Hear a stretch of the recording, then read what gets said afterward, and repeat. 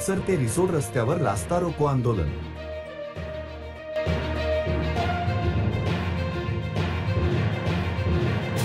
वाशिम जिल्ह्यातील घोणसर गावातील नागरिकांनी आपल्या गावातून रिसोड पर्यंत जाणाऱ्या रस्त्याच्या खराब अवस्थेबाबत तीव्र संताप व्यक्त केला आहे।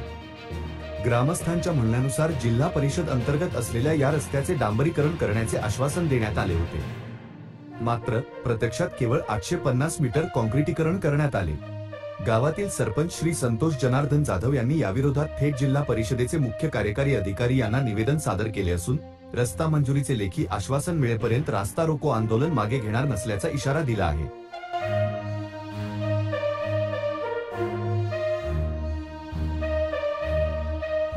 या विषयाची प्रतजाहिरात जिल्हाधिकारी, तहसीलदार, पोलीस प्रशासन आणि नगर परिषद यांना देण्यात आली असून लवकरात लवकर योग्य निर्णय घेतला गेला नाही तर मोठ्या आंदोलनाची शक्यता नाकारता येणार नाही।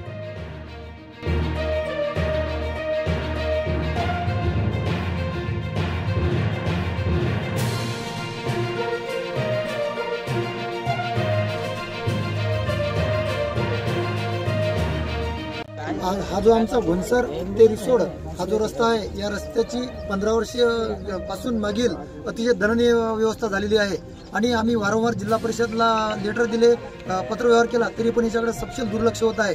त्याच्यानंतर आम्ही आपल्या भागातले जे आमचे लोकप्रतिनिधी आहेत, माननीय अमितदादा जनक साहेब यांना सुद्धा लेटर दिलं।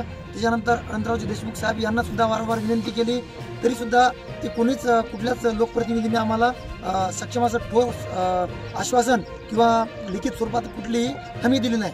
त्यामुळे आम्ही हे आंदोलनात या ठिकाणी शस्त्र उपसलेलं आहे।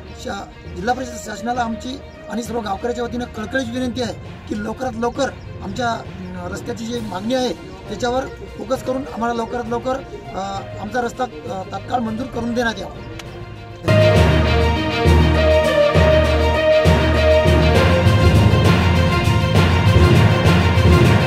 या आणि अशाच आणखी बातम्यांसाठी आपल्या जनतेचा अधिकार न्यूज चॅनलला सबस्क्राईब करायला विसरू नका।